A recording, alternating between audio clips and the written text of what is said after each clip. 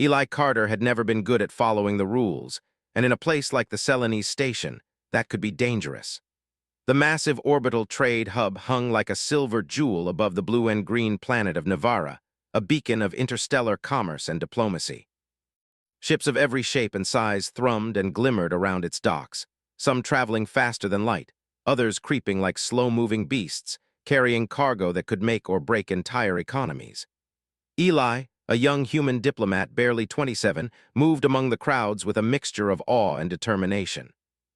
He had spent years studying alien cultures, learning languages, memorizing protocols, and preparing for the moment humanity would finally earn a place in the Galactic Union. Most humans, when faced with the vastness of the galaxy, felt small. They trembled at the sight of towering Zelthian envoys, whose 6 eyes glimmered like molten gold, or the Arathi merchants, whose crystalline bodies refracted light in dazzling colors. But Eli did not. He felt a strange curiosity, and against all common sense, a desire to reach out. It was on the outer platform of the station, the area most traders avoided because of its emptiness and exposure to the void, that Eli saw her. She was unlike any other alien he had ever encountered. Small and slender, her skin shimmered faintly silver under the artificial lights, like liquid metal just barely contained in humanoid form. Her hair flowed in the shape of a translucent curtain, catching the station lights and refracting them into soft streaks of color. But it was her eyes that held him frozen for a moment. They were silver, pure and luminous, and there was a depth to them that seemed to see straight into his thoughts. Eli's first thought was caution. She was a Velari. Every diplomat and trader knew their reputation. The Velari were one of the oldest species in the galaxy, revered and feared for their intelligence and ancient lineage. They rarely interacted with outsiders, and when they did, it was usually to assert dominance or to judge the worthiness of a species. Their very presence on the station was a statement of power, and yet she was alone. Most Velari were surrounded by attendants or guards, moving in calculated harmony that reflected centuries of tradition. But she stood at the edge of the platform, her posture tense yet unguarded. Eli felt an impulse he could not explain. He wanted to approach her, not as a diplomat, not as a representative of humanity, but simply as another being acknowledging another. The instinct to look away, the advice drilled into him since he joined the diplomatic corps, fought against his impulse. Do not make direct contact with a Velari, he remembered the warnings.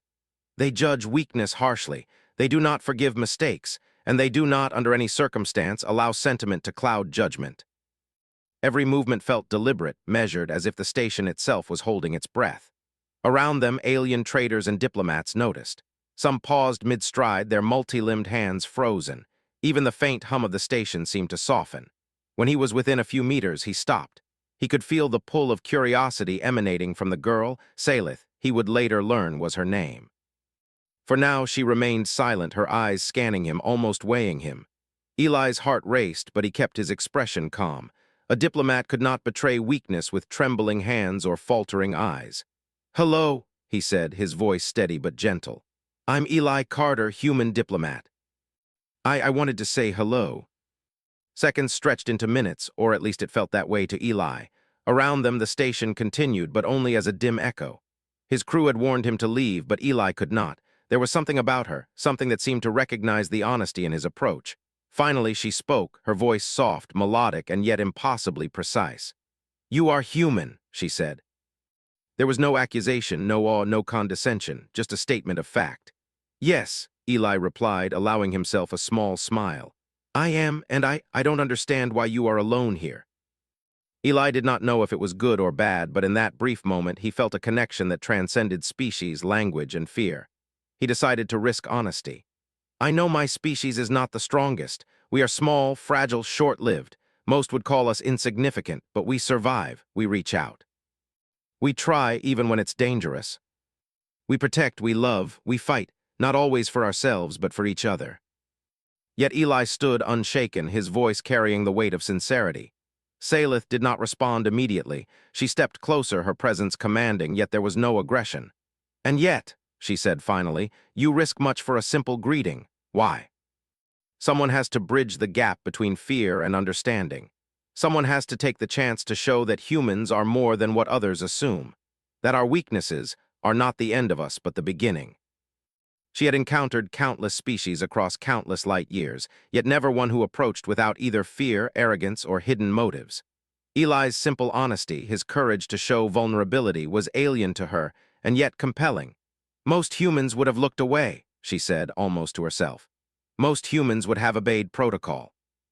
Yet you do not fear me. For the Velari, consideration was as close to approval as one could get. A sudden alarm echoed through the station, announcing the docking of a massive Irathi vessel. Eli glanced toward the commotion, but Salith did not move.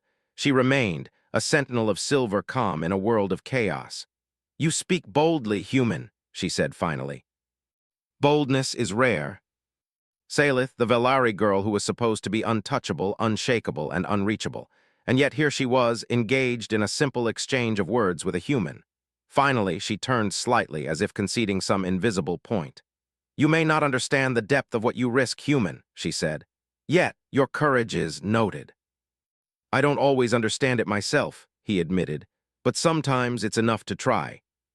Some shook their heads in disbelief, others studied him with new interest. For Eli, it did not matter. What mattered was that he had taken the first step in what could become something far greater than he had imagined. And as Salith regarded him with those luminous silver eyes, Eli felt the first glimmer of understanding. Perhaps humans were not insignificant. Perhaps the galaxy had underestimated them all along. And perhaps, just perhaps, a simple conversation could change everything. Eli could feel the hum of the station beneath his boots as he walked beside Salith. Unlike the crowded corridors of the main trade decks, the outer platform was quiet, almost lonely. The stars beyond the station stretched infinitely, glittering against the black void, reminding him just how small humanity was in the galaxy. Yet somehow this very smallness did not feel like weakness here. It felt like an opportunity. Salith moved with a grace that was almost unnatural. Each step was deliberate, measured, as if she weighed every possibility before committing to it. Eli had learned from history books that Velari did not make mistakes. Their judgment was cold, precise, and often terrifying. And yet in her eyes there was a flicker of something else, curiosity. "You speak of your species as if weakness can be strength," Salith said finally, breaking the silence. Her voice was soft, yet it carried the weight of centuries. "You admit fragility, yet you claim survival. You claim courage, yet you seem unarmed against the galaxy's dangers. Why do you not fear? It can guide us, warn us, but it cannot decide who we are. But we try to fix them. That's how we survive." The question was direct, unflinching, and in a different context it could have been threatening. But he met her gaze steadily. "Because you are a being. You are here, alive and alone. And sometimes when someone is alone, they need to know someone else notices. That's all." Velari rarely spoke in absolutes or emotional terms. Their words were measured, analytical.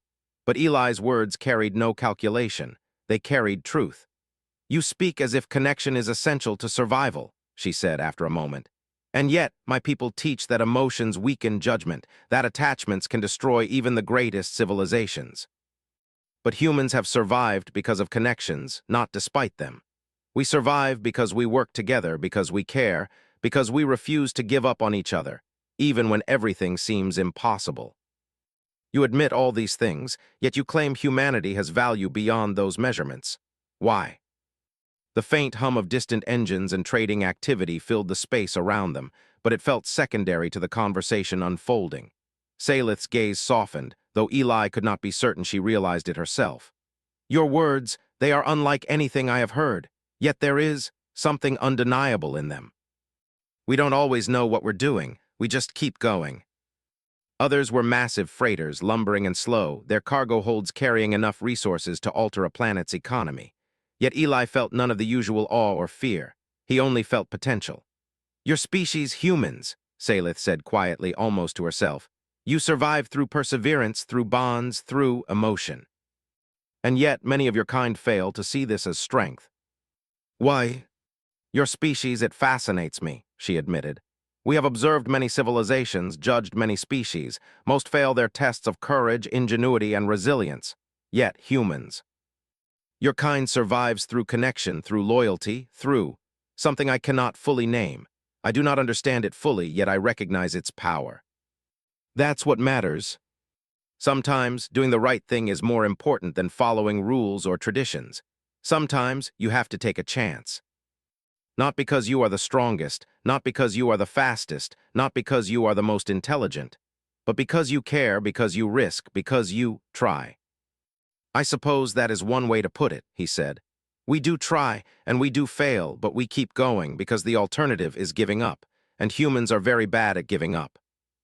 Yet they lack something I now recognize in your kind. Persistence, compassion, audacity. I do not know the word for it, yet I sense it here in you. Eli could feel the energy around her shift. It was subtle, almost imperceptible, but it was there. A recognition, a consideration, a connection. The Velari were known for being cold and distant, yet here she was, moving closer to a human without fear, without hostility. Perhaps I have underestimated your kind, she said quietly. Perhaps humans are not so insignificant after all. Just try to understand. That's all anyone can do, and sometimes understanding is stronger than any weapon. Curiosity and honesty can go a long way. Most would retreat, obey protocol, or remain silent. Yet you speak, you act, you risk, you reach out. Eli looked at Salith, the Velari girl who was supposed to be untouchable, unshakable, and unreachable. And yet here she was, listening, considering, perhaps even learning. And for the first time, Eli realized something important. Humanity might be small, fragile, and short-lived, but it had a spark, a light that even the oldest and most powerful species could not ignore. And that spark might just be enough to survive, and perhaps even thrive among the stars. The next few days passed like a strange, delicate dance. Eli Carter had returned to his human quarters on Seleni's station, but his thoughts were never fully his own. He kept replaying every word, every gesture, every silver glimmer in Salith's eyes. It was rare for a human to feel so profoundly acknowledged by an alien being, much less a Velari. The Velari were creatures of logic and precision, of judgment and control, and yet here was one who seemed unsettled, intrigued, curious. Eli's colleagues whispered about him in corridors, some with admiration, others with doubt. "You're playing with fire," said Darnak, a senior human diplomat who had seen his species treated as little more than animals by more advanced civilizations. A Velari could crush a human like a bug. One wrong word, one misstep, and it's over. She was supposed to be conducting a discreet evaluation of humanity, recording observations about human strengths, weaknesses, and potential. Most Velari would have dismissed humans as irrelevant long ago. Yet she found herself compelled by Eli's presence and by his words. There was something strange, almost inexplicable about the humans. Their unpredictability, their emotions, their persistence. It was unlike anything she had encountered. One morning, Eli found himself summoned to the observation deck, a massive, circular room with transparent walls that looked out onto the swirling colors of the gas giant below and the stars beyond. Salith was already there, standing silently at the center, her silver hair catching the light like liquid mercury. "Human," she said without turning, "come closer. Your species has a tendency to interrupt, to stumble into situations without calculation, without preparation. And yet, you continue to speak as if you understand balance, strategy, and consequence. Why? But I do know one thing. Humans survive because we try, not because we calculate perfectly. You exhibit adaptability that exceeds your physical and temporal limitations. Your kind seems willing to risk all for principles, for connections, for something intangible. Explain." Humans have learned that surviving is more than avoiding harm. It's about creating meaning, even in chaos. Many succeed in conquest and fail in longevity, yet your species endures. Explain further. We make mistakes, yes, but we never give up entirely. Persistence is stronger than perfection. Maybe it's hope, courage, love, things you can't always measure, but we survive because we have them. And sometimes that's stronger than weapons or technology. Eli answered honestly, speaking of humans' failures as openly as their achievements. He spoke of plague, famine, and war, but also of ingenuity, resilience, and cooperation. Each story seemed to leave a mark on Salith. She listened in silence, recording observations internally, though Eli sensed that she was learning more than she realized. Finally, she stopped at a corner overlooking the docking bay. Ships of all sizes and shapes passed beneath them, each with crews unaware of the dialogue unfolding above. Analysis. Humans display unpredictability, creativity, and courage in situations where logic would dictate retreat. Yet these traits are not merely survival instincts. They are choices. Choice, why risk when logic demands caution? Observation, you risk much for me. For our dialogue, why do you care about an alien whose presence is irrelevant to your species' survival? We are human, and we do not ignore life, even when it is inconvenient or dangerous. You just have to recognize it. Yet your actions contradict this assessment. Analysis, perhaps these traits, intangible as they are, allow humans to accomplish what more powerful, longer-lived, or technologically advanced species cannot. Hypothesis. Human persistence and emotional intelligence are evolutionary advantages your species has harnessed unconsciously. We just keep trying, that's our secret, and it works more often than anyone expects. Not because we're the strongest, not because we have the fastest ships, but because we are willing to try, willing to sacrifice, willing to care. We may be short-lived, fragile, imperfect, but that doesn't make us powerless. It makes us persistent. The Velari rarely exhibited such expressions, for they prided themselves on emotional control. And yet here she was, analyzing him not just as a human, but as an individual, as a representative of his species, as a living example of human resilience. Observation. Your species' greatest strength may lie not in technology, not in physical capability, not in lifespan, but in spirit, courage. Compassion, tenacity. You survive because you persist, because you care, because you reach beyond the immediate and invest in the impossible. Analysis, this is powerful. We survive, and sometimes we thrive, because we care enough to act even when it's risky. And in that subtle shift, Eli recognized something extraordinary. The Velari, one of the oldest, wisest, and most detached species in the galaxy, was beginning to understand humanity, and perhaps even respect it. The two of them stood there for a long time, watching the stars and ships, each lost in thought, yet connected in ways words could not fully express. Eli felt a quiet certainty settling in his mind. Humanity might be small and short-lived, but it had a spark, a light, a persistence that no galaxy could ignore. And in that moment, he knew that this understanding, this respect from the Velari, might be the beginning of something that could change the course of history. Not through conquest, not through power, but through courage, empathy, and the human spirit. The calm Eli had felt in the previous days dissolved like mist under the harsh light of reality. The Galactic Union had called a sudden assembly on Seleni's station, gathering delegates from dozens of species. Eli, as the human diplomat who had dared to approach Salith, was required to attend. His stomach twisted with nervous anticipation. He had spent days preparing, rehearsing possible questions, practicing polite responses. But he knew, deep down, that preparation could only take him so far. The assembly chamber was enormous, a dome of transparent alloy offering a panoramic view of the station's docking arrays and the endless swirl of stars beyond. Delegates from countless species filled the circular benches, their alien forms diverse in size, color, and number of limbs. Some were enormous and serpentine, some crystalline and faceted, some delicate and winged. And at the center of all attention stood Salith, her silver hair catching the light in a way that made her seem almost ethereal, her eyes glowing softly like twin moons. Eli took his place among the human delegation, feeling a familiar tightness in his chest. This assembly was not just ceremonial. It was decisive. The Velari had been asked to give a report on humanity, an evaluation that could determine whether humans were to be considered full members of the Galactic Union, allied partners, or insignificant observers. The weight of potential history pressed heavily on Eli's shoulders. When the council president, a towering Zelthian with 6 golden eyes, called the session to order, all chatter ceased. Delegates leaned forward, anticipating the Velari's report.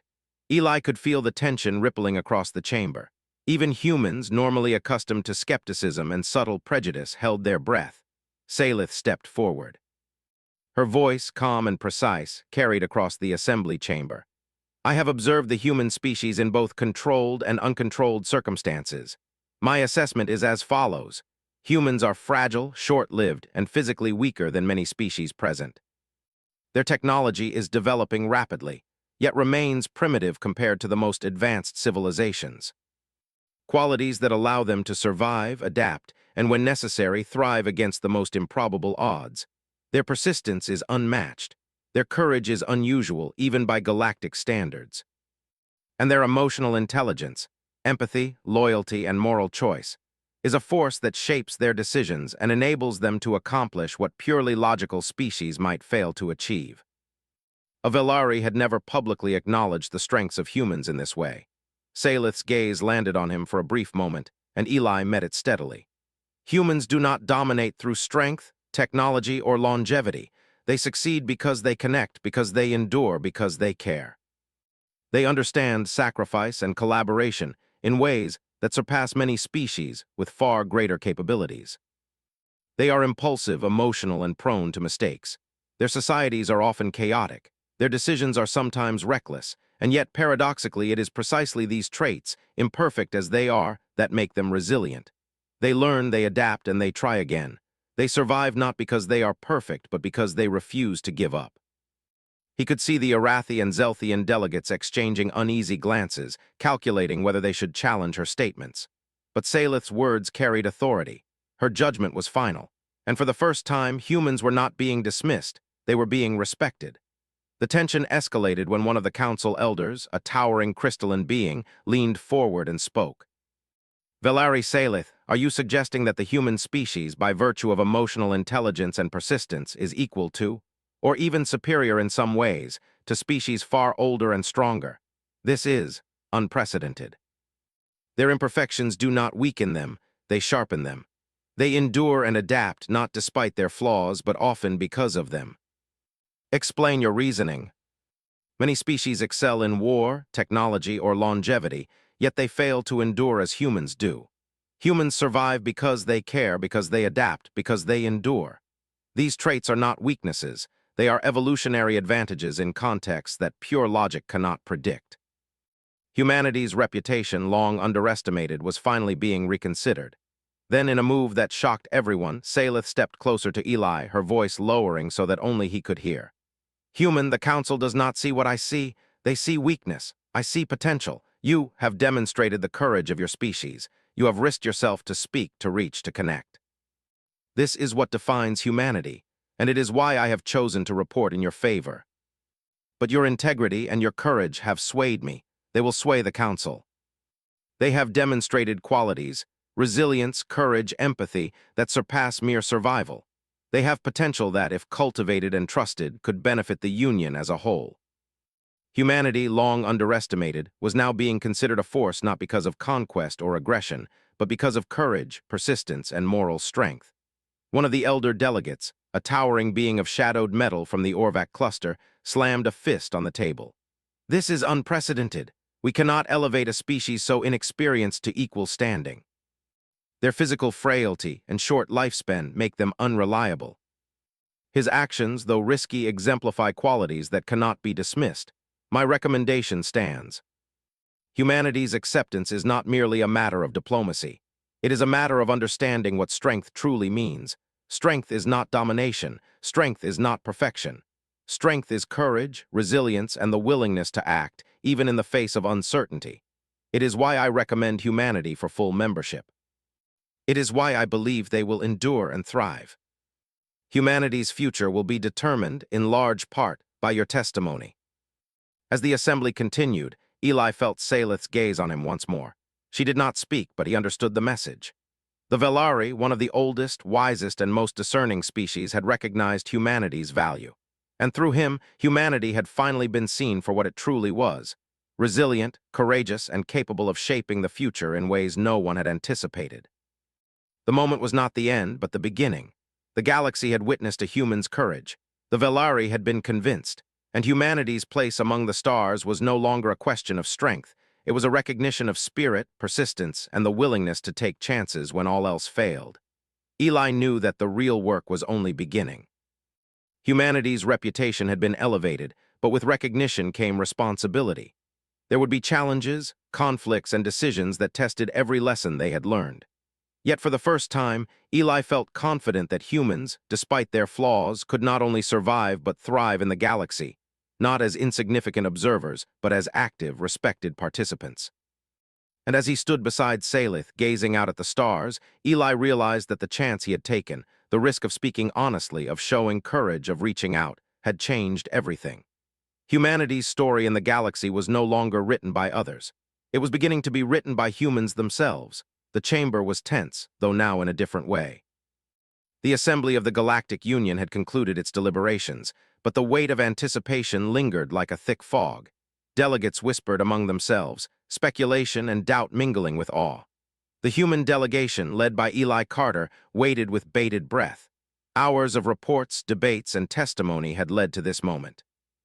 The future of humanity in the galaxy, its recognition, its place, its power to influence, hung in a delicate balance. Eli stood at the center of the human delegation, his posture calm but alert. Every story he had shared, every argument he had made, every chance he had taken with Salith's guidance now seemed to converge on this final moment. He could feel his pulse in his ears, the rhythm echoing the weight of history pressing down on his species. Salith stood before the council, her silver hair glimmering under the light of the chamber, her eyes steady and commanding. For centuries, Velari judgment had been considered the pinnacle of reason and fairness. Their words could elevate, condemn, or reshape civilizations. And today she had chosen to speak on behalf of humanity. The council president, the golden-eyed Zelthian, raised his hand. Silence fell over the assembly, sharp and immediate. "Velari Salith," he said, his voice echoing in the dome. "Your report is unprecedented. Your recommendation for humanity carries great weight.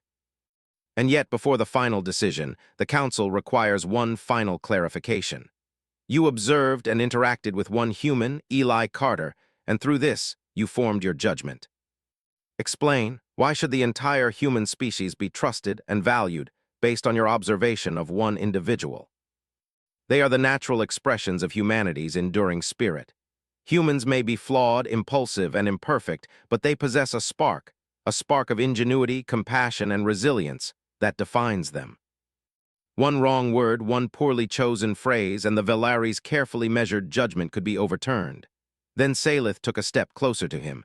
The chamber seemed to shrink around their interaction, though all eyes were upon them. "Eli Carter," she said, her voice quiet but carrying across the space. "You took a risk. You spoke with honesty. You engaged a species considered untouchable, without fear or arrogance. And in doing so, you demonstrated the best of your kind. You showed that humanity is capable of trust, courage, and understanding beyond calculation or protocol. And yet that is everything. That is what makes your species unique. That is what makes them valuable. That is why I recommend them for full membership in the Galactic Union." This was more than recognition, this was respect. The council president leaned forward, his golden eyes sharp. "Velari Salith, your recommendation is compelling, and yet the council must hear from the species themselves. Human delegation, step forward. Tell us, what do you intend to contribute to the Union? How will your species ensure that your strengths are assets rather than liabilities? We seek understanding, cooperation, and the chance to contribute meaningfully to the galaxy. We offer not our power, but our spirit. And we ask only to stand as equals among you, working together for a future built on courage, empathy, and respect." It was a moment that would define humanity's place in the galaxy. Then, from the far side of the chamber, a voice rose, sharp, commanding, skeptical. "And what if this trust is misplaced? What if humans fail to live up to these ideals? What guarantee do we have that they will not bring chaos or destruction?" "You have no guarantee," he said honestly. "No one ever does, but we are judged not by guarantees but by action. We have survived disasters, wars, and threats that would have ended less resilient species. We endure because we care, because we persist, because we act when others hesitate. That is our guarantee, not certainty but determination. And determination has a power of its own. That is why I trust them." Finally, the council president raised his hand for silence. "We have considered the Velari report, the human testimony, and the counsel of our delegates. The decision is as follows. Humanity shall be recognized as full members of the Galactic Union. They will have all rights and responsibilities afforded to other species. Their actions will be monitored, their contributions welcomed, and their presence acknowledged. Let it be known that courage, resilience, and empathy have earned them a place among the stars." Eli felt tears prick his eyes, not from fear, not from exhaustion, but from the realization that humanity's place in the galaxy had finally been secured through recognition of their spirit. Salith stepped closer to him, her expression unreadable but her eyes conveying something profound. "Human," she said softly, almost privately, "you have done more than represent your species. You have shown that they are worthy of trust, and in doing so, you have changed how your kind is seen across the galaxy. You risked everything to reach across a divide that most species would never cross. That is courage, that is trust, that is humanity. Her voice, calm and unwavering, carried words that shocked everyone present. Eli Carter, I choose to stand with you. Not because I am required, not because protocol demands it, but because I recognize the value of your species and the person who represents it. Will you accept this partnership? A Velarre offering personal trust to a human was unheard of. The weight of the moment pressed down on Eli. It was not just a diplomatic gesture. It was a recognition of equality, courage, and moral strength. Eli took a deep breath. I accept, he said, his voice steady. Not for me alone, but for all of humanity. And I pledge that we will continue to act with courage, empathy, and integrity, as we have always tried to do. Humanity was no longer merely tolerated. They were respected, acknowledged, and even trusted on an individual and collective level. The council adjourned, but Eli and Salith lingered. They looked out at the stars beyond the station, the same stars that had once seemed impossibly distant. Now they represented opportunity, challenge, and potential. Humanity had earned its place not through conquest, technology, or dominance, but through courage, resilience, and the simple act of reaching out. Eli, Salith said quietly, your species has endured much, yet it is only beginning to realize its potential. Remember this, the galaxy does not respond to weakness. It responds to action, to courage, and to integrity. You have shown all three, and your species may yet teach us all that lesson. And in that moment, Eli knew this truth with certainty. Humanity's place among the stars would not be defined by fear or weakness, but by the qualities that made them human: courage, empathy, resilience, and the willingness to reach across divides when others would turn away. The galaxy had witnessed the rise of humanity, not through conquest, not through domination, but through the simple, powerful acts of trying, caring, and daring to hope.